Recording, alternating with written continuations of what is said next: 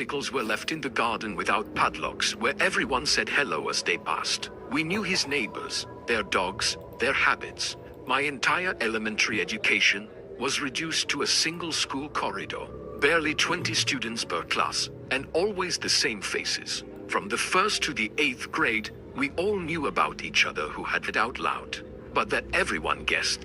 We spent our days playing baseball in the cul-de-sac. To birthdays with just popcorn, blossom jumps, and a rented VHS from that filthy old video store. It was the 90s. We lived for the Nintendo 64, the pods, and who imitated Jim Carrey the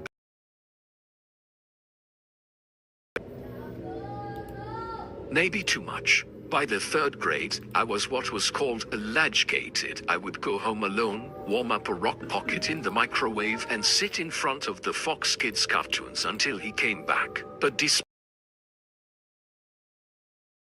of us, really, there wasn't much to do wrong anyway. Sleepover nights were sacred. Every birthday was marked by battles of nerves, dripping pizzas and peace jokes, until one of us ended up crying or throwing up. Always the same reassuring decor of clean houses, moms in bathrobes, dads preparing burgers, and big brothers ignoring us. So when Mac Wellen invited our entire 6th grade class to his birthday, we thought it would be the same. A candy film can be the old gag of hand in lukewarm water. We didn't know what we were getting into yet. And the gardens were just patches of dirt. Sam in 8th grade was nothing like a tall fat man with oily hair, an old mule on his head, still in his torn tank tops, his jaw clenched as if he was chewing on a vacuum. He wasn't really mean, but he made everyone uncomfortable. Just being there with Mac was different. Funny, unpredictable, a little crazy. He was afraid of nothing and didn't care what people thought of him. For a bunch of 12-year-olds, it was exciting. A direct ticket to nonsense that we would never have dared to do alone. So when he handed out his little printed invitations with monster trucks, we all said yes. Of course, not a single one declined. We arrived this Friday evening, sleeping bag on our back, noisy and sure of ourselves. Mac was waiting for us on the porch with his crooked smile. It was in the crooked side of the house, or rather the shack looked tired, sagging, almost abandoned hinge. Sam was standing in the doorway, arms folded, toothpick at the corner of his lips, not a word. Just his gaze following us inside, the air stinking, the laundry damp and the fat burned. The carpet in the living room was crunchy gray under our shoes. Mac's mother came out of the kitchen, hair pulled back, cheeks protruding, pink so thin you could see through it. Nobuha. Half the boys turned scarlet when they saw her. She handed us cardboard plates with cake already on them, saying, "Have fun tonight." Then she left again. A minute later, we heard a door slam and the engine of a car drive away. They go to the bar, so it's Mark. We have the whole house to ourselves, and weirdly, it froze me. I had never experienced a sleepover without adults within earshot, but no one protested. We didn't want to pass for babies. At first it was the blast, music blaring, sugar overdose, hallway brawl, Sam prowling, observing a weird smile on his lips whenever one of us fell or got hurt. Around 9 o'clock, Mac told us he had better than a movie. He took us to his room that he shared with Sam and opened the wooden chest. Inside were stacks of unlabeled cassettes, one of which he slipped into the VCR. The flickering image revealed a room, not a movie, a real room. And very quickly we understood, it was her mother naked, her father behind her, filmed like that. The whole room froze. Some snickered nervously, but no one was really breathing. Sam stood behind us, arms folded. "Do you like it?" My dad was filming everything and I wanted to leave right away, but my legs wouldn't move. Mark was laughing. "What if we looked at others?" He took out sex toys, out of a drawer, dirty stuff that smelled like latex, fronts that he swung around. A boy grabbed them and then let go like it was hot. Then Sam pulled out a small wooden box. He opened it. Inside, a real revolver, shiny, oiled. He lifted it towards the ceiling. then towards one of us. Bang at. He screamed dry. Everyone jumped. Mac chuckled and ran away. Charged, but his voice was shaking. Sam began to circle, pressing the cannon to our foreheads, one after the other, when it was my turn. I didn't breathe the cold metal on my skin, the clatter of the dog, arming it gently and without a smile. What if he whispered, then he moved on to the next one? After that, nothing was the same. The barked too much. Mac caught a mouse in a shoebox and tossed it into the sink grinder. The noise, I still hear it. Then a small snake came out of an aquarium and ended up in the microwave. Sam looked away. The point of no return came when they set fire to the neighbor's trash can with flammable liquid. Flames erupted. Were staring at each other. It was no longer rebellion. It was no longer nonsense. It was something else. I took my bag, tightened my shoelaces with trembling fingers, and left his house without a word. The night outside seemed immense. I didn't run. Every step resonated. I felt like they were following me, or worse, that something from the movie had crossed the screen and walked behind me. 8 blocks away, I walked through the door of my house. My parents were in front of the news. My mother was knitting. My father was drinking his tea when they saw me. They immediately understood. My mother hugged me. My father turned off the TV. I told them everything. The gun, the tapes, the animals. Anything, but I couldn't put into words Sam's look, Mac's empty laugh. The next day, the school and the police were already aware of it. Other parents had called. The Wallen house was soon overrun by cops. The tapes and tears were seized. Sam was sent elsewhere, Mac suspended. The dog was taken to the pound. The house was put up for sale, then walled up, finally razed. Today there is not even grass growing there. We never really talked about it again, but neither of us came out unscathed. I changed that night. I learned to lock my doors, listen to the sound of locks, stay away from parties and nights out. A part of me died that night. And honest. I think I prefer that. I've only been to one sleepover in my entire life. One. And that was more than enough. It's not that my parents were super strict or religious, no. They just wanted to know the families I slept with.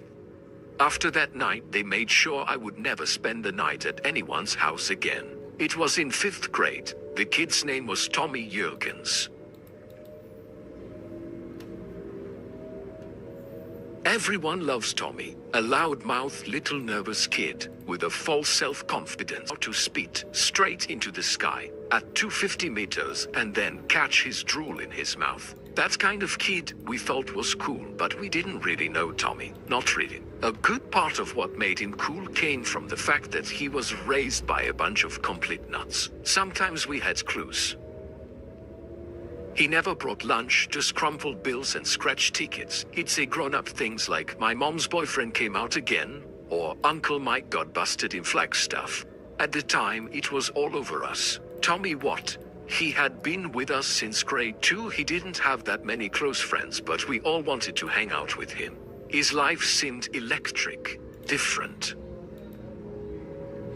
So when he handed out invitations written in marker on a notebook sheet full of mistakes, he said yes without even asking my parents. He wasn't thrilled to see her, but the name Jürgen vaguely said something to them, so they relented.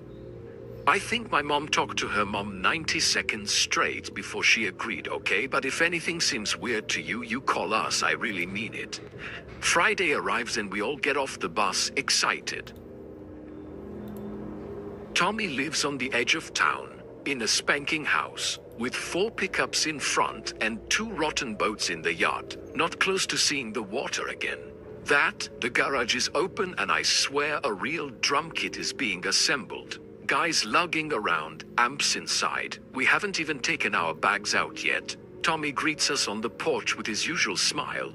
"You're going to blow a cable." He wasn't lying when he came in. I felt like I was at a party at my uncle's house, not a kid's birthday party. Already, there were adults, friends, relatives, I imagine, drinking, smoking, and laughing in the living room. Without the slightest attention to us, piles of beer thrown on the table. In the kitchen, the hallway smelled of burnt popcorn, drowned in thick grass smoke. At the time, we were too young to understand exactly what was wrong. It just seemed chaotic. Loud music, iced soda, big yard. We thought we just landed on the coolest birthday in the world with no idea what was in store for us. The courtyard looked as big as a football field, a rusty trampoline, a crooked foot that leaned over two components. Someone had taped an old dart target to a half-dead mesquite. The ground, a patchwork of dirt and thin grass strewn with empty cans. In the center, a cooler full of orange soda and RC cola, like a treasure that was looted immediately. Then the group landed, I'm not kidding. A real local band, 4 guys in ripped jeans and dark glasses, carrying their equipment up to a stage, a plywood plate and placed on cinder blocks. There was a shirtless vest underneath. It was called Cold Tree. The singer yelled into the microphone, "We're going to wake up this city," a scream so high that all the dogs in the neighborhood began to bark. You give love a bad name. All the CM2 farts. Even the timid ones jumped to the beat as if it were a real concert. We were 11, drinking sodas, throwing darts at a tree, listening to a Bon Jovi cover band, while some unidentified drunk guy at the battalion grilled hot dogs on the front porch. It was insane, and yes, a little great. When the sun went down and killed him, electric fly turned on, the mood changed. The adults were getting pasty. We were only a few beers away. Bottles of hard liquor came out. I saw a guy pour a clear liquid into a red cup, then stagger to the garage. Inside, other guys, in their 20s I'd say, were playing darts for money. Tickets spread out on a washing machine like a... There was a massive guy, glistening with sweat, cargo shorts, big chains around his neck. He was barking on a certain channel about cheating. "You crossed the line, you asshole, I saw you," he said. Shane, a tall, skinny, red-haired guy, was holding a dart as if he were going to put it in an eye. A second target was hung in the garage for the adults. We hung there, planted, taped. Tyler blew, "We shouldn't get out of here, we didn't have time." Shane threw his dart, missed the target completely, and Tommy's father pushed him hard. Shane tripped. Knock over a toolbox and then hit back with fists. The next 10 seconds were nothing but noise. Metal clashing, flesh hitting, glass shattering. A guy was thrown against the water heater with a bullet ball. We were frozen. Some of the kids started crying. The fight stopped when Tony's mother, who was chaining cigarettes on the front porch, came out screaming to stop everything. A raspy voice, "Saddle and vinegar." I saw him dig his nails into Tommy's father's arm and pull him out by the skin. The party starts grumbling again and the group has relaunched the song as if nothing had happened.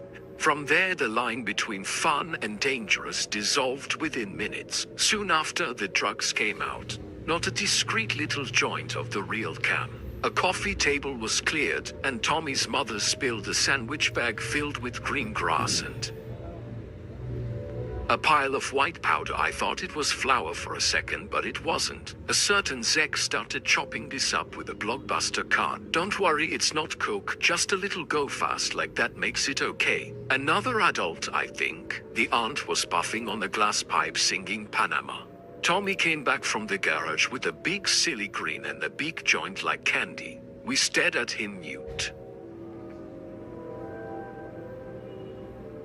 "Bro, shoot on this," and he said to Cody Anderson. Cody retreated like a viper. Tommy shrugged, pulled a tough, coughed like a dying man, then laughed until he collapsed. At that moment, I was still amused, in a dangerously tightrope walking way, as if we had slipped into a forbidden movie and were holding our breath to avoid getting caught. It was crazy, yes, and not terrifying yet. We ended up outside, slumped on lawn chairs, drinking lukewarm soda, watching Colt. Free was finishing his set. The adults were stoned, staggering, laughing, forgetting their own names. Someone was vomiting dry in the bushes. I was telling a ghost story when screams were heard again. Same voices. Tommy's dad, and obviously, Shane. You rolled me. No, you're just bad at darts, Shane. Then another crash, a scream, people running. We got up.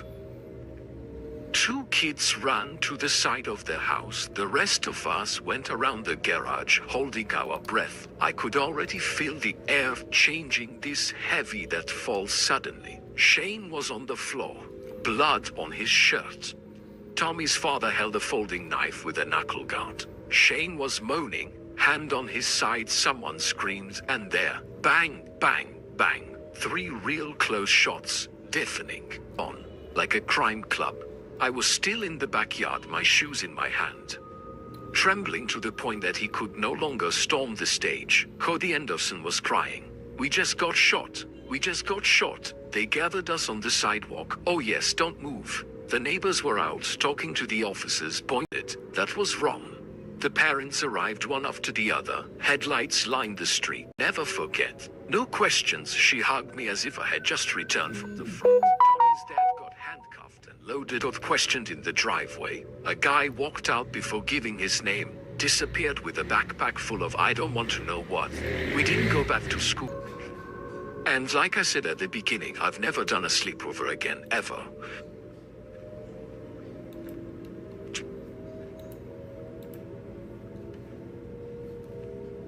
My wife and I were trying to have a child.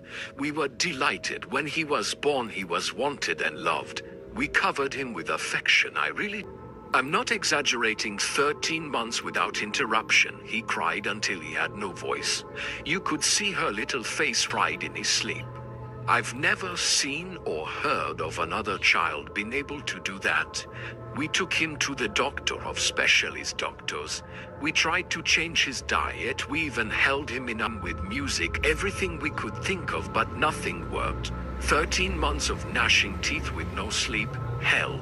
Once he got past the crying stage, we thought we were out of it. But it soon became clear that for some unknown reason, he was just angry to be alive. I've never seen this kid have a real happy smile, and all the time I've known him I have. Seeing a vicious and horrible smile spread all over his face, taking a perverse pleasure causing pain and suffering in a single second, he would have made even a single genuine smile showing that he was happy. Not once was he not interested in anything positive. He was fueled by hatred, and everything he did was oriented towards He tried to break everything within his reach. He crushed them, chewed them, flushed them down the toilet, whatever he could do. After a while, he figured out how to remove his diaper and took great pleasure in pooping and pissed wherever he could.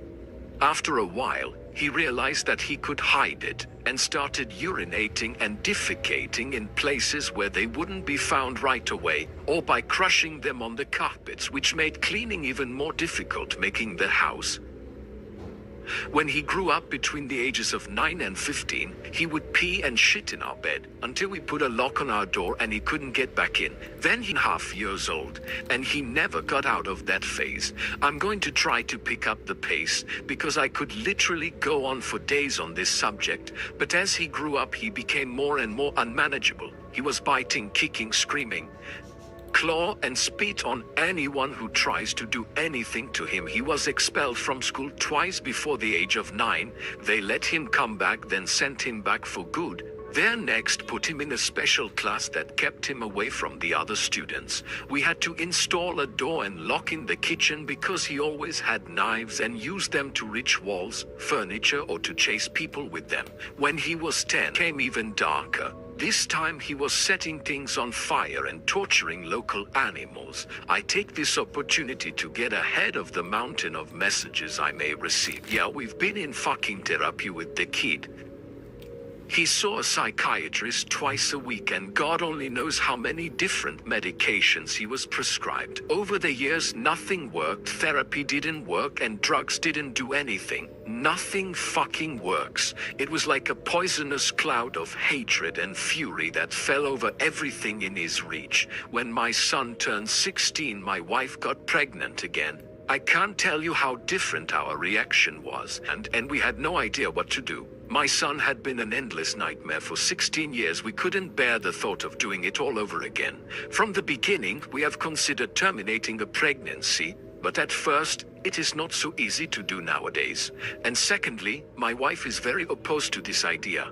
We talked about several options, but in the end we decided that my wife would have the baby, and if it got bad, we would put him up for adoption. We knew we couldn't relieve that another child who would be similar to our son. We had a daughter. She was normal. Suddenly we saw what our life should have been all this time. She laughed at everything. She suckled without biting. She obviously had no teeth, but you could see that she was just trying to eat and not rip off her mother's breast. After 4 months, she was doing her nights. She was happy, completely normal. I can't describe the relief and happiness we both felt. I have no words for it. That's when I believe I started to drift away from my son. Before, no matter what mistakes I may have made, I was always trying to do the best I could for her. But when my oldest daughter, my wife, and myself instinctively turned to her, she became ours.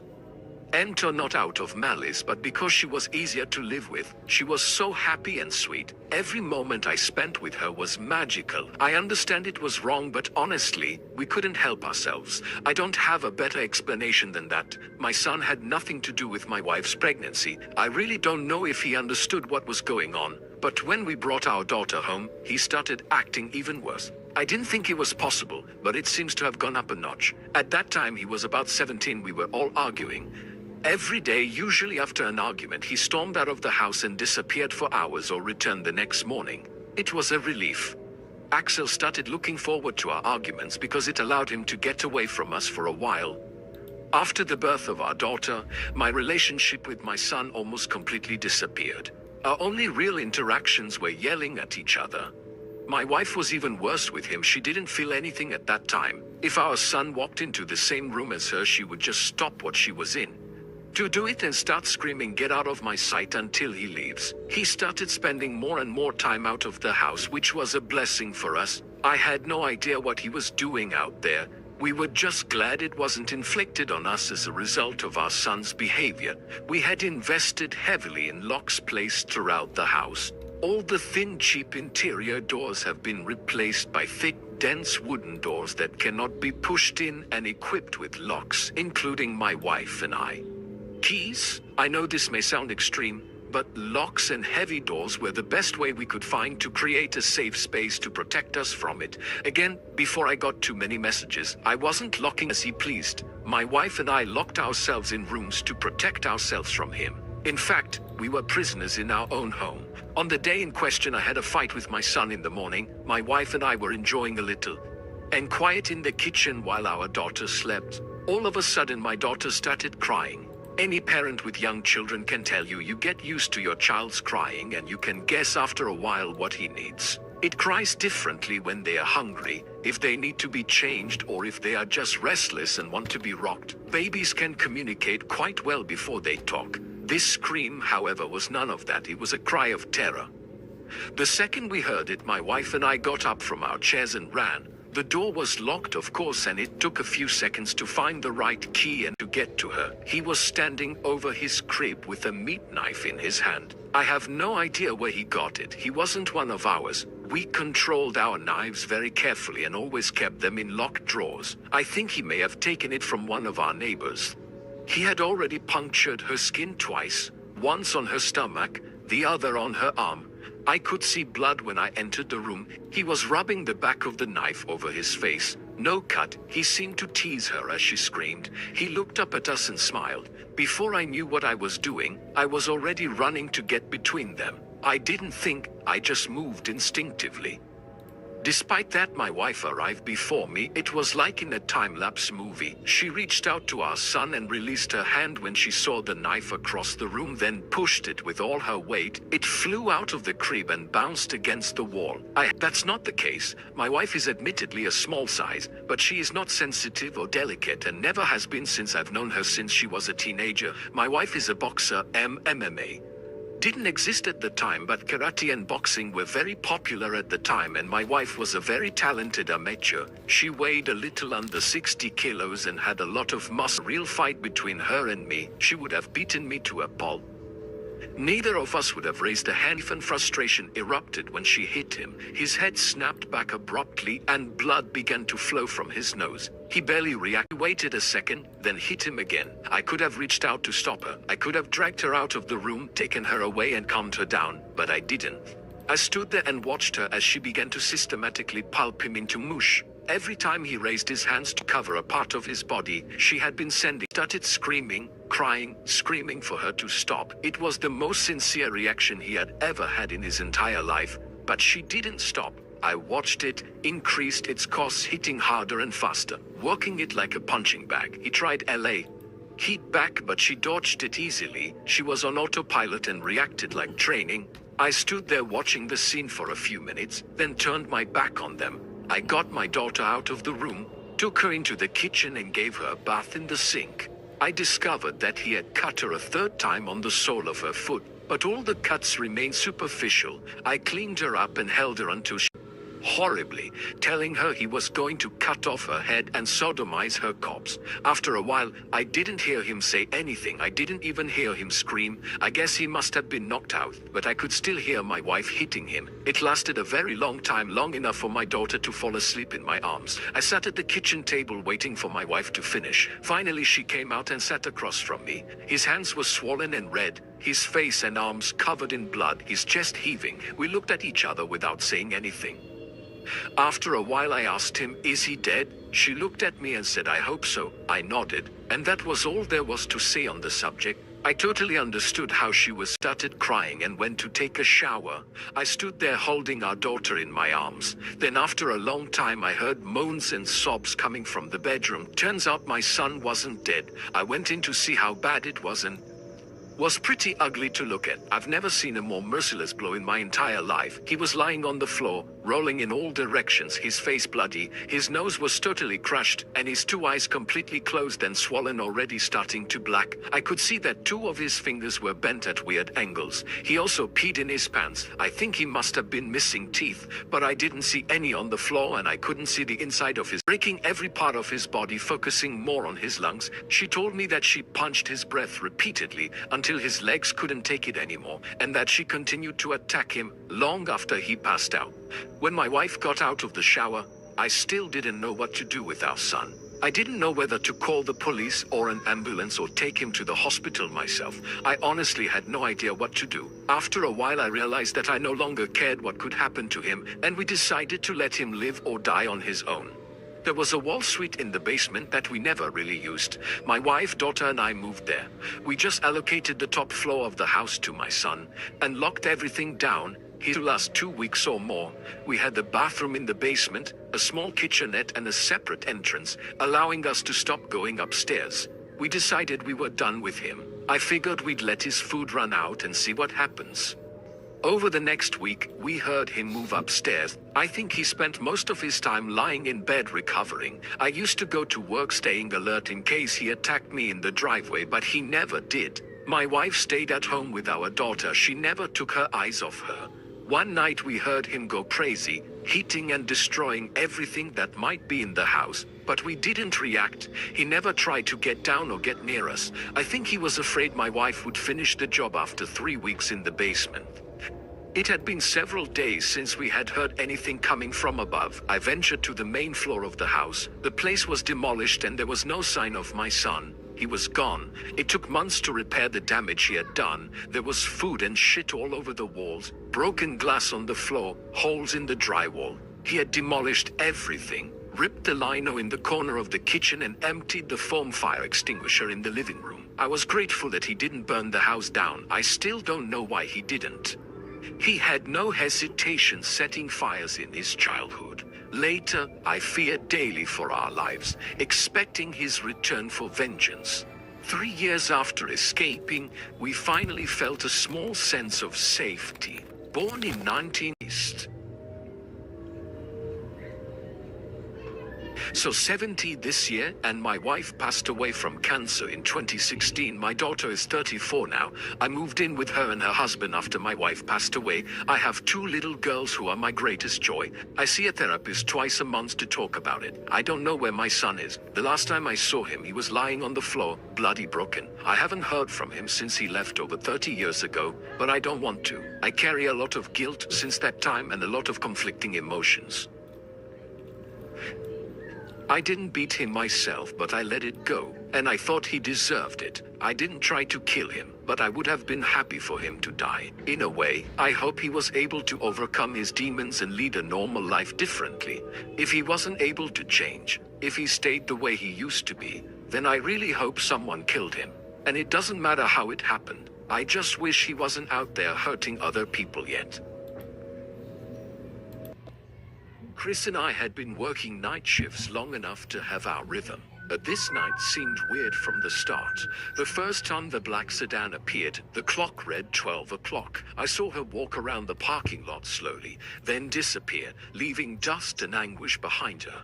It returned at 01:10, then again at 01:45, repeating the same slow approaching. Something about the way they moved tightened my heart before I could alert Chris. They kicked down the door, make a noise, and you'll be the last one to yell at one of them, pulling out his "take what you want." The guy with the knife jumped the counter and pushed me. I stumbled at Chris's feet as the thief took the money, grunting in disappointment. "Freedom for $40. Where's the rest?" He demanded, scrutinizing The blow hit his ribs, knocking him to his knees before he could get up. The thieves pushed both of us to the back of the shop. Saw everything collapse. Chris was already bleeding from his ribs, but he stepped between the thieves. I watched in horror as the guy with the knife broke free and headed for the freezer.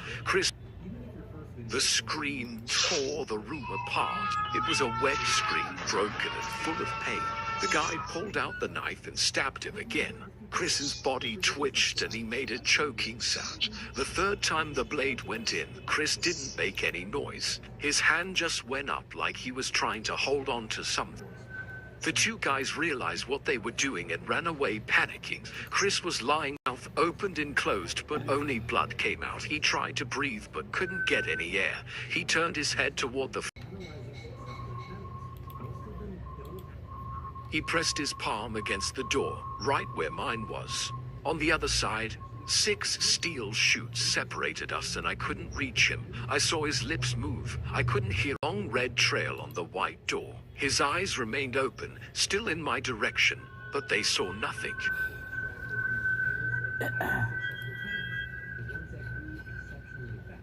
What I remember most is the cold seeping into my bones and staying there. How I screamed until I completely lost my voice. How did Chris's blood look almost black under the bright lights instead of being red like it should have been? I don't remember who found us or who called the police, but I remember begging the paramedics to save my friend. They tried for 18 minutes, but 3 stab wounds and massive internal bleeding were irreversible. In the end, Chris lost the battle. Police had the knife and $347 in cash. It was the price of my best friend's life. It's been 9 months, and I still can't get over it. I don't think I'll ever make it. Sometimes late at night, I still feel that icy cold.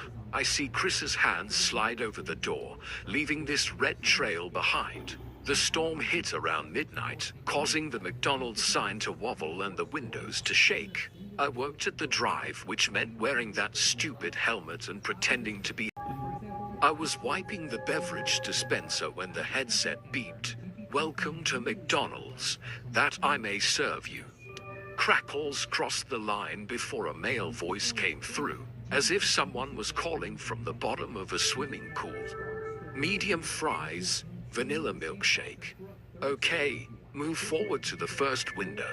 I looked at the camera screen, but I couldn't see a car or headlight. There was only the empty parking lot and the loudspeaker hammered by the pouring rain. "Sir, are you still there?" I waited about 30 seconds, then pressed the button again. Sir, if you have a problem with your car, the headset beeped. Medium manager, the drive-through camera's not working well. Someone's ordering, but I can't see anyone. Sarah stepped closer and squinted at the screen. Probably because of the storm. Go see what happens. I grabbed an umbrella and pushed open the side door. The rain soaked me instantly outside. The parking lot was empty except for our 2 cars. I headed for the driveway. Suddenly I spotted tire tracks. They looked fresh, crossing the puddles and leading from the speaker to the back of the parking lot. But they didn't turn toward the service window like they should have, into the forest, as if the car had gone into the darkness and disappeared. I hesitated for a moment, but I couldn't ignore the tracks. I followed them deeper into the woods. Headlights flickered through branches barely visible in the rain and trees. A silver sedan was wrapped around a huge tree trunk. The whole front had crashed like a tin can from the destroyed engine, and the windshield was covered in spiderweb cracks. I pulled out my phone with a shaking hand and turned on the flashlight. The driver was still in his seat, slumped against the door, eyes closed in a business suit, drenched in blood. The entire left side of his skull was in. Fragments of bone protruded at angles that made my stomach turn. And I could see his brain matter through his bloody hair. He was swimming in a pool of his own blood. His jaw was barely attached by shreds of flesh. My God, I whispered as I backed away. My hands were shaking, and I could hear my heart pounding in my ears before I could call for help. The women lit up, blinding me, as if someone had just put them in the spotlight. I felt he was neither dead nor alive. I ran through the woods panting with fear and shock. I didn't stop until I walked through the back door of McDonald's and slammed it. I told the manager everything. Sarah made the call while I stood by the locked door, peering into the darkness. Police arrived. All in me wanted to stay inside where they were clear and safe. Were dim again. Now the horn had stopped. The driver was slumped against the door, his eyes closed, just as I had found him. At least 4 hours, maybe plus 4 hours. My voice came out, higher than I wanted. But I heard him. He spoke to me, son. He even shrugged, but the headlights came on. Short circuit due to accident. And he explained, when going around the wreck, it happens sometimes. The battery still has a little juice. It makes the lights flash randomly. I insisted that I had spoken to him, but they all looked at me like I was crazy before they resumed their photos and measurements, and then loaded the body onto a stretcher. I saw them slip him into a black body bag, and the last thing I saw was his ravaged face, disappearing behind the plastic. The cop came up and told me the guy's name was Robert James, 42, and the storm broke. Had to lose control on the wet road and ended up in our woods. They told me it happens more often than you think. No one heard the crash because of the thunder. No one knew he was there until I found him. I resigned the next day. I told them I was going back to school, needed to focus on classes, any excuse that didn't make me look crazy. But I know what I saw, what I heard. Sometimes late at night when it's raining hard, I hear this voice in my head. It was a Friday, almost 11:30 p.m., and the rain was pouring down. My colleague Aria was mopping by the toilet while I wiped the tables, both of them staring at the clock. Another 30 minutes, and we could close. That is when a man is hauled. At first, he looked like an ordinary late-night customer, soaked from head to toe. Might be a little stoned considering the way he stood at the entrance fixing his clothes to me. A dark hoodie and washed-out gin was soaked and clinging to his body. But what caught my attention was what he was holding in his hand. It was a handmade doll about 30 centimeters long, with button eyes and brown wool hair tied in a messy ponytail. She was wearing a McDonald's mini U. He didn't answer right away, just continuing to stare with his pale, moist eyes that didn't blink. Then slowly his lips curved into a smile that turned my stomach. "You're even prettier in person." His way of saying it sounded less like a compliment than a confirmation of a fact already known. Arya looked up from her mop. "Are you ordering something or what?" He ignored her completely. "I love looking at you, Anna." He took a step forward, the water splashing in his shoes. "You always tie your hair the same way. You always clean the table from the left. You're so simple and predictable. It's so cute." My heart stopped. He knew my name and my habits. Who are you?" The words came out shakier than I would have liked. His smile became wilder. "I brought you something." He held out the doll and I saw it clearly now. The wool hair was exactly the same shade and length as mine. The button eyes were as hazel as mine.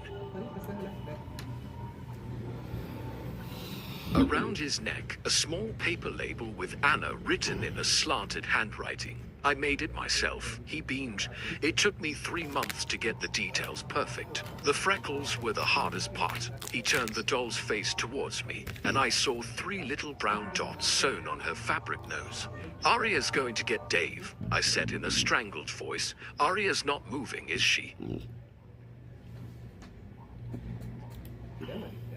He snorted as he pulled the knife out of his wish pocket, the blade reflecting the fluorescent light, waiting for this moment. His voice broke all his nights in East Easting's 3rd floor corner apartment. "You'd better close your bedroom window, my beauty. My legs almost gave out."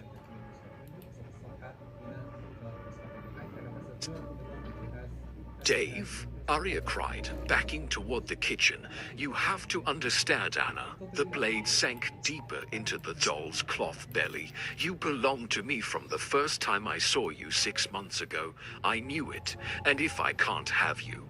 He lowered his eyes to the doll and plunged the knife. The fabric tore with a wet noise. Instead of stuffing, the doll was filled with blood-soaked sponges, raw meat, and tubes of red gel. When he pulled the knife up, everything spilled out.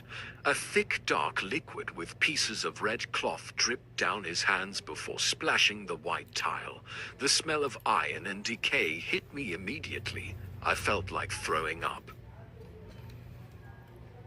"You see," he said, laughing, clutching the doll until the mess inside exploded to pieces. "How easy it is." He stabbed her again and again.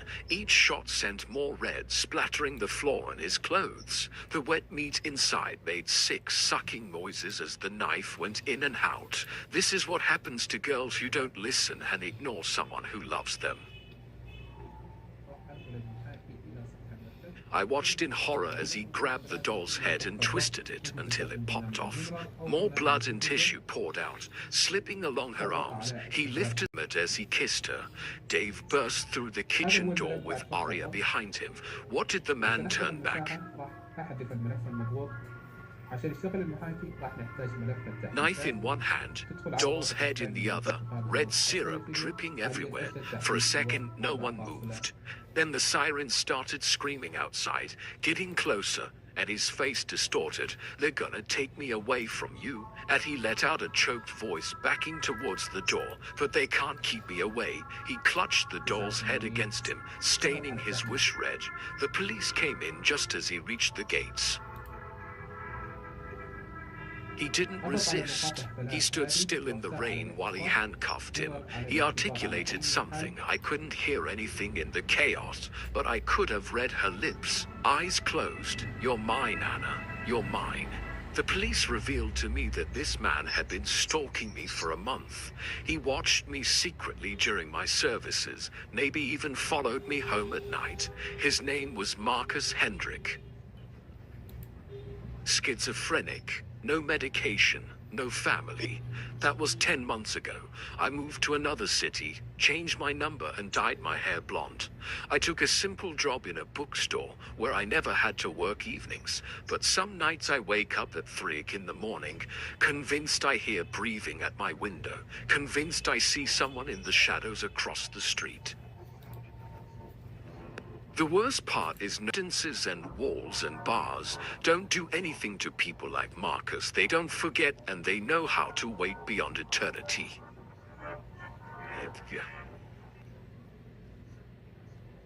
Leslie and I went to Disneyland to have some quiet fun. We rode Space Mountain 3 times in a row, ate our peas in churros and laughed till our faces hurt. It was the first time I had seen Leslie laugh so much in a long time. It felt good to see her laugh. Our day was going well until we spotted this strange man in front of Sleeping Beauty's castle. He was disguised as Judge Claude Frollo of the Hunchback of Notre Dame. The costume was perfect, down to the layered dress, the thick hat, and even the little embroidered details on her sleeves. But what struck me the most wasn't the costume. It was his disturbing expressions. He licked his lips continually, his eyes looking hollow and sunken, as if he hadn't slept in weeks. And every few seconds he was smiling at random girls for no reason. Leslie and I were passing in front of him when he spoke chilly when desired by evil men. I found his imitation creepy yet impressive.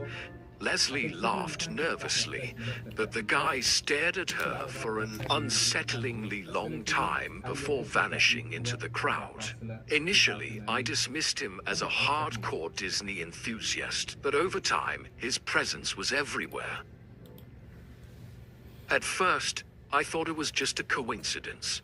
He was standing near the entrance to the haunted mansion when we got in line, then back to Pirates of the Caribbean, a few rows behind. I showed it as a joke. Your biggest fan is still following us. Leslie doesn't match. This time she just looked over her shoulder and said, "What a shady guy."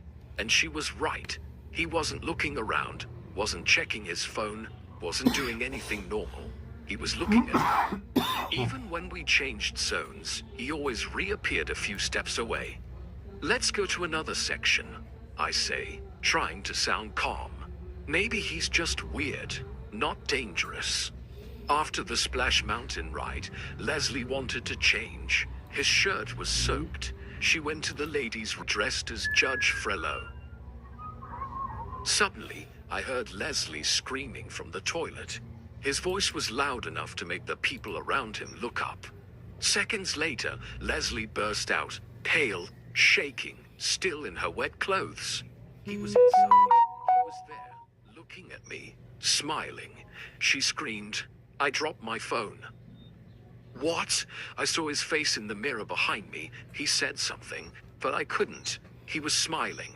I walked right in and found the guy standing in the girls' bathroom with that same unhealthy smile frozen on his face. I pinned him to the ground, punching him and screaming obscenities.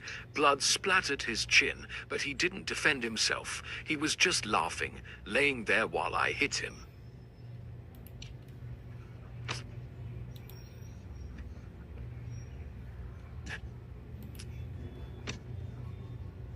It was not a normal laugh. It was deep and guttural, like the sound of a church organ vibrating underground. The more I hit him, the louder his laughter got. People were screaming now. Security was running, trying to get me out of the... He was smiling through the blood in red way firm. Even when they dragged her out, he looked at Leslie, not me, and said, "You can't hide your beauty, my dear. Not from eyes that see through skin." Then he laughed again as he took it away. That sound still plays in my head. Not like a human laugh, but an echo from a hollow place, much deeper than his chest. They took him. Security assured us that they would be banished from the park and handed over to the police. But I noticed their confusion because when they checked his identity, they found nothing. No wallet, no phone, not even a ticket. They should never have been here. We stayed until closing, sitting by Main Street, too shocked to move. Fireworks went off in a moment. Everyone around was cheering and filming, but all I could hear was Leslie sobbing. She rested her head on my trembling shoulder. He wasn't normal, she whispered. I felt it when he looked at me, as if he knew, as if he had already done it. I didn't know what to say. A week later, Leslie and I returned home. We didn't talk about Disneyland. It felt I was skipping when Leslie suddenly gasped. Jamie, step back. We saw that man again, that same face, the one disguised as a Freelock, but without the costume. This time, his mugshot filled the screen, pale, tired. But it was him. The announcer's voice was calm, but icy. Authorities identified the man arrested at Disneyland last week as Richard Hale, 43, a repeat offender known for stalking women in public places like theme parks, restaurants, and shopping malls. Police say Hale often disguised himself as a character or employee to blend in with the crowd. Before following her victims into isolated areas, Leslie covered her mouth, muttering, "Oh my God." Investigators had searched his apartments and discovered hundreds of printed photos of women at Disneyland in shopping malls and cafes, all taken without their knowledge. Each photo had disturbing captions written underneath it in red ink. Halo reportedly told investigators he admired Judge Claude Frello, claiming he was misunderstood in his own words. Why are there only Disney princesses? Why not Disney villains? The room fell silent. Leslie began to cry softly, and all I could do was hold her hand. Staring at the TV, the reporter moved on to another story, but I couldn't help replaying that unhealthy laugh in my head, that inhuman guttural sound. He wasn't a ghost. He wasn't a demon. He was worse. He was real.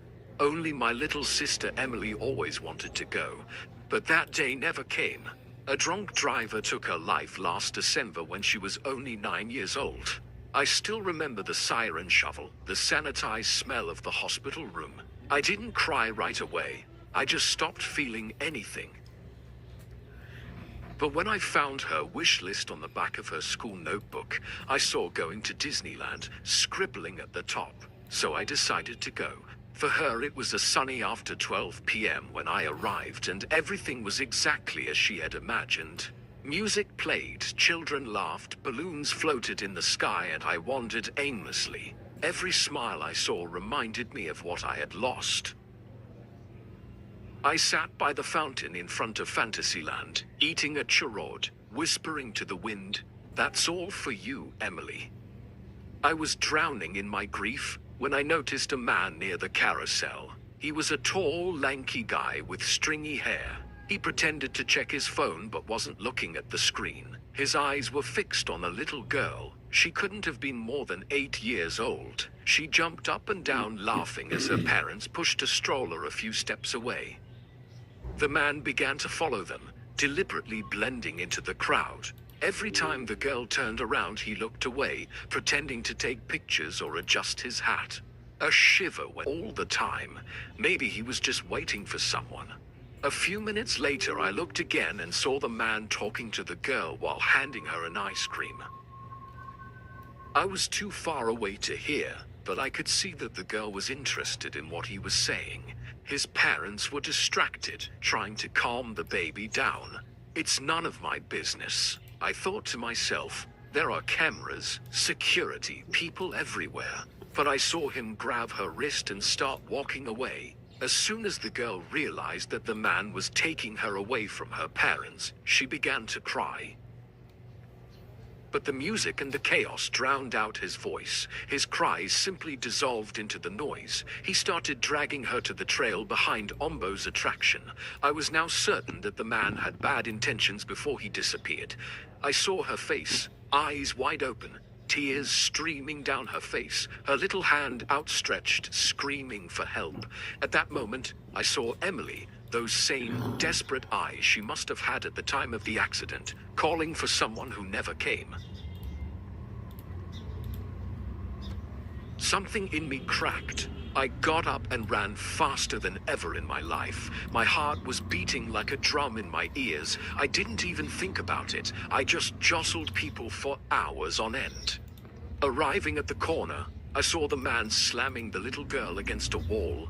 His belt was half undone. His face had gone from calm to something menacing. For a moment, I froze.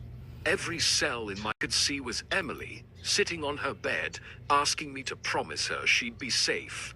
As I grew older, I could no longer stand still. I threw myself at this monster.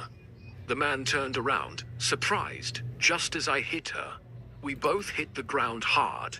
I don't remember my words, just the sound of stitches, the taste of blood in my mouth. I hit him until I bruised my knuckles. He tried to fight back, but the rage and grief had made me stronger than ever. I yelled at him, words that didn't even make sense. I just knew this monster wasn't going to hurt her. Not today, ever. When security arrived, he was half conscious, panting, face unrecognizable. The guards pulled me away from him, shouting questions I didn't understand. The little girl ran to one of them sobbing. I was shaking, covered in sweat and dust. My hands were shaking so hard that I had to press them against my knees to calm them down. Later, when everything calmed down, one of the guards led the girl to me. She had bandages on her knees, and her pink backpack was torn. She looked at me with her big, grateful eyes, the same color as Emily's. Then she reached out and took mine. Keep up with him. You're safe now. I managed to articulate. She suddenly squeezed me tight, as if she was afraid to let go, and something broke inside me. I felt heat on my cheeks and realized I wasn't crying. Silent weeping, broken, trembling sobs, months of guilt and... With a sudden surge of pain, I held her like my own sister, as if by saving her, I had finally done what I couldn't do for Emily. When the police took the man away, one of the officers tapped me on the shoulder. "You did well, son," he said, but I could hardly hear it, for in the distance, through the crowd and the lights, I thought I saw a little figure near the carousel, in a white dress with mini ears. For a moment, I saw Emily. She smiled at me and then disappeared. I don't know if it was real or just my imagination, but I felt it there in the laughter of the children, in the breeze that carried the smell of cotton candy. That evening, as the fireworks exploded above the castle, I was sitting on a bench. Tears flowed, but she was smiling, proud that her big brother had finally found the courage to be her hero. Even though it was a little late, and for the first time since his death, I smiled back at him. I still get chills when I think of that day. It was supposed to be magic, a perfect Saturday at Disneyland for my daughter, but here she had been talking about it for months.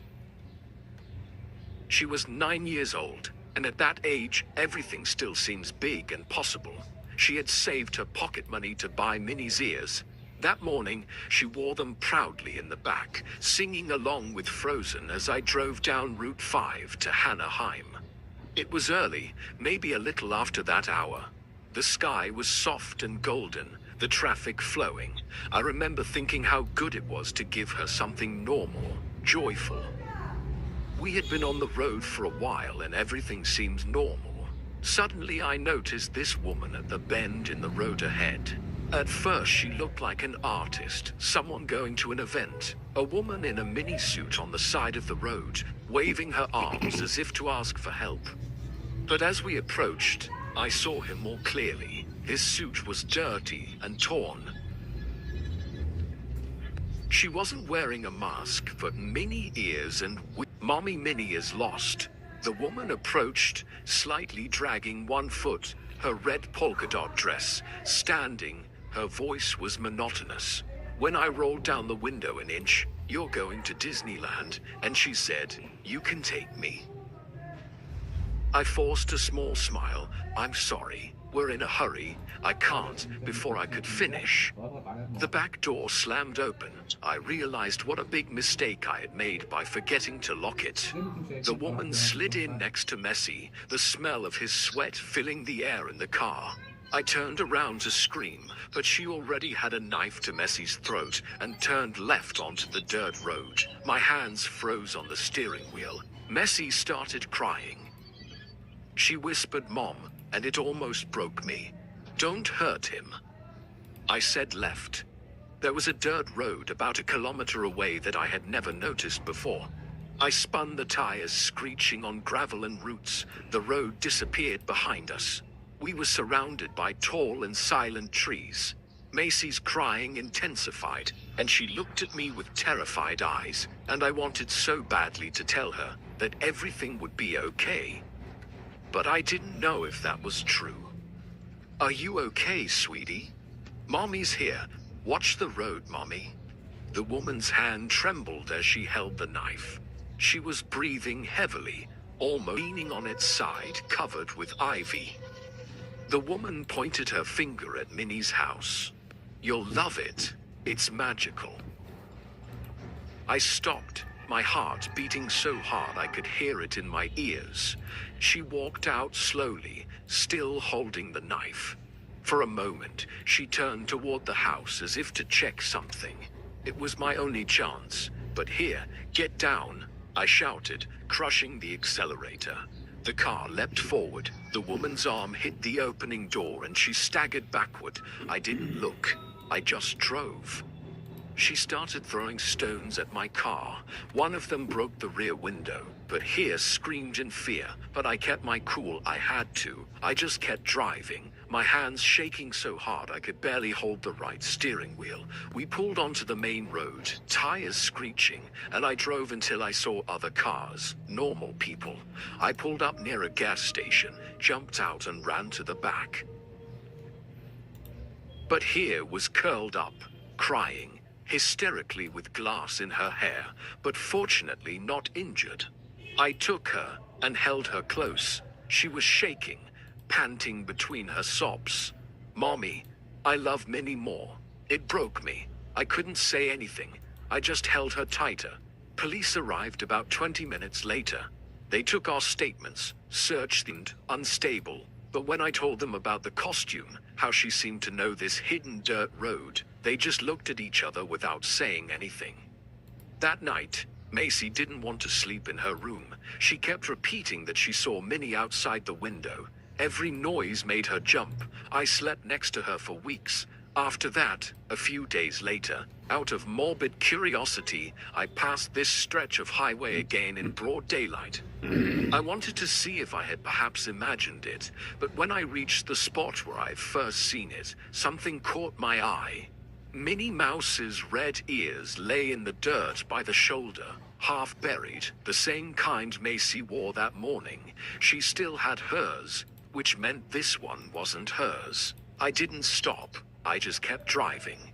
To this day, I don't know who that woman was, or what would have happened if I hadn't left. But sometimes when I drive at night and see someone on the side of the road, my body freezes. I think of that but here is bigger now. We haven't been back to Disneyland yet. She doesn't even want to go. She says it's no longer magic, and frankly, I understand. Because for me, this stretch of highway, this line with its light signs and palm trees, will never again be the road to Disneyland. It became the road where we almost died. I was 15 years old visiting my grandparents before Halloween in Granger Hollow. It was a small, lost town. But my cousin Evan acted like he knew it by heart and had been praising this fair for days. On Halloween night, we walked to the fairground on the edge of town. The place was lit with flickering torches and orange garlands. It bathed everything in an eerie glow. The air was full of smoke and fire and smell and hay and spicy cider. I have to admit, the atmosphere was really cool. There were bizarre trinket stands, cart rides in fake cemeteries, and crazy costumes. Evan quickly ditched me to pick up girls dressed as Disney princesses while I was walking around alone. That's when I felt a tap on the shoulder. I turned and almost jumped. Behind me stood a clown straight out of a nightmare. His suit was worn and patched as if it had been rotting in a cellar for decades. The makeup was thick and cracked, with a smile painted far. He held out a candy wrapped in plastic, but covered in hair and dust, as if it had come out of a trash can. "You want some candy? Spit it out," he proposed with a grimace. I looked at the disgusting candy. Then his face, the vibe around him gave me goosebumps. "No thanks," I said, stepping back. He didn't add anything. Just stand there, holding out this disgusting candy.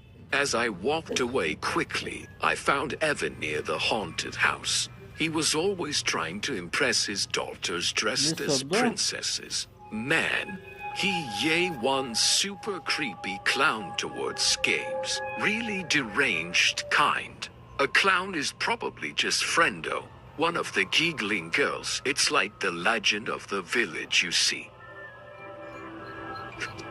He used to be the mascot of a syrup factory that closed years ago. "Don't worry, he's harmless," Evan said without looking at me. "Just a crazy old man in disguise." But as I walked through the party, I kept seeing him out of the corner of my eye. A second, he was behind the apple stand. Then I saw him near the walk, in a cart or prowling toward the campfire. As soon as I stared at him, he disappeared.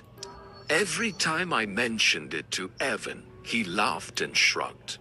There, I grabbed Evan's arm and pointed my finger. "You see at the entrance of the corn maze, he fucks the Evan chips." Evan followed my finger and saw Friendo frozen like a statue staring at us. "Okay." He threw it at the clan. I saw the stone hit his forehead. Blood immediately ran down her face, mixing with the white makeup. Friendo didn't scream or grimace. He didn't even touch the wound. He stared at us for a few seconds, letting the blood soak his clothes before he melted into the crowd. "Damn, Evan, why did you do that?" "Don't worry, he'll get over it." But I felt like we just screwed up. By midnight, the party was over. Families were gone, leaving teens and drunken adults staggering. Evan, tired of flirting, suggested we go back to my grandma's instead of the road. Evan insisted on cutting through the cornfield behind the fair. "It's faster." "8," he said. A thick fog limited visibility to a few meters. The ears of corn rustled above us in the wind. Halfway there was the hoarse, broken laugh like a gargle. Plus, it echoed in the field, somewhere behind us. "Did you hear that?" "Just whisper." Evan stopped walking. The laughter came closer. We turned and I saw a shape in the fog. Tall and strange, he staggered towards us. Between the ranks, "Nothing," I exclaimed. "I or you." Dry blood blackened his face. He held a shiny object. As I approached, I saw that it was an axe. The dark blade was surely not rust. His painted smile seemed to widen, covering his entire face. "Run," Evans whispered, and we ran into the corn. Whipped by the rods, behind Frendo's laughter intensified. He seemed to enjoy the situation. I could hear his horrible laugh approaching, moving closer. Exhausted, cotton-legged, I kept running this way. Eva grabbed me and pulled me to the right. One emerged from the cornfield onto the road, sprinting towards the city lights. I glanced over and saw Friendo at the edge of the field, chopped his head. He wasn't chasing us anymore. He just watched the fog envelop him as if he were part of it. We ran to my grandparents' house, locked up, and spent the night in the living room, jumping at the slightest noise. Grandfather found us in the morning, the air of having seen a ghost when we told him, his face to pale. Avoid the harvest festival now, and he says softly. Some traditions here are better left alone. I don't know who Friendo really was, what he became, but I do know one thing. I will never celebrate Halloween at Granger Hollow again, because he dragged me to that Halloween party against my will, knowing that I hated parties and crowds and all that cinema. Julia will be there, he said with a wink as he approached. My heart sank. Why are you telling me this now? Come on, man, she's cute and clearly interested. Interested was an understatement. Julia had been stalking me for months. It started when I had the misfortune of being polite to her at Starbucks. Then she would pop up everywhere I went, leaving creepy stuff. Dead birds in black cloth, jars of earth and hair. When I told her to let go, she smiled and talked about the good moon. This girl was completely crazy, but I couldn't let her run my life. I figured I'd enjoy the party, which I did, until I saw her again. She was on the other side, dressed as tent glass weapons. Her makeup looked like rotting skin. Cracked gray, glued to the bone, hollow eyes, red lenses, glowing like embers in the dim light, stringy hair on his shoulders. Could be a wig with lipstick smeared at the corner. I tried to ignore him, but I could feel his eyes following me everywhere. Around 12 o'clock, she cornered me near the kitchen. Dance with me, Eric. She purred hoarsely. Stay away. You can't run from fate. You're crazy. Get treated. She wrinkled her nose but pulled back, her lips moving, muttering to themselves. I didn't stay. Kyle was too drunk to see anything. I left discreetly 3 blocks from my house. A street light flickered. I ignored that and kept walking, but at the turn, there she was, this Gladys suit, rotten makeup and stringy hair. Instead of red lenses, her eyes were black like ink, not just the pupil. The whole eye, like ink, had been poured into it. We have to finish that, she says. There's nothing to finish. Leave me alone. I tried to pass, but she grabbed my wrist. His skin was cold, his grip strong enough to leave bruises. You have no choice but to whistle. Before I could react, she grabbed a handful of my hair. Pain shot through my skull as she pulled, ripping strands of hair out. What are you doing there? She took out a twisted piece of wood full of thorns and wrapped my hair around it. Her voice deepened as if something was speaking through her. You belong to me, Eric whispered, her warm breath against my ear. Body and soul. The twig warmed near my chin before it burned. Bad. She broke it in 2, still singing. The air got thick. You're crazy, I shouted, pushing her away. Finally, she stumbled without falling. I'd rather die than be with you, I screamed. It can be fixed. She laughed, attacking me with the twig, thorn towards my eyes. Concrete. I could hear those footsteps, but it wasn't a normal run. It was a strange rhythm, like she was dancing. I looked back and immediately regretted it. She was moving abnormally, Arms too loose, head tilted at an unsettling angle. But she was catching up with me.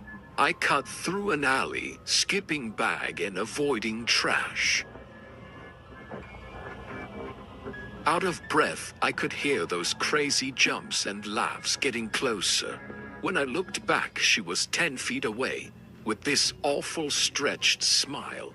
"Eric, you can't run away forever," she screamed. I stormed out of the alley onto the main street. My building was still 2 blocks away. My legs would tense up, but as soon as I slowed down, I could hear those good and those songs coming closer to the corner.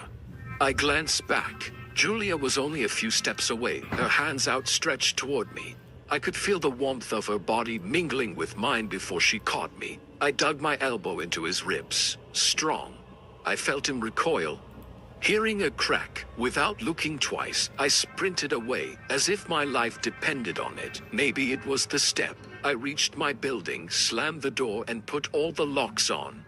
I barely slept that night. As soon as I closed my eyes, I could see so many Gladys smiling. The next morning, Kyle broke the news to me. They found Julia unconscious on the sidewalk around 3:00 a.m. with a severe head injury. At the hospital, she remembered nothing. Not even his name or address. The weird thing, Kyle says, is all her hair strewn where they found her. Human hair and burnt wood. I touched my aching skull where she had pulled my hair out. Doctors said Julia's amnesia could be permanent. I feel a little guilty for pushing her, but mostly I was relieved. If she didn't remember me, maybe the nightmare was finally over. I never thought I was afraid of my phone, but every Snapchat notification freaks me out now. It all started a few months ago, when my buddy showed me some messages he was getting. We were hanging out in his room after class when he got super quiet and handed me his phone. The screen showed a snap of a certain Talon Lagoon. It was a video of a kid getting punched in the face and then beaten to the ground. The legend, who claimed that, will be next, turned my stomach. When I asked Preston who it was, he shrugged, but I could see he was freaking out. He told me they were called the Gilbert Goons and came from our school and others around here. Apparently he hurts people just for fun. In the weeks that followed, he continued to receive these kinds of snaps. Sometimes it was videos of fights.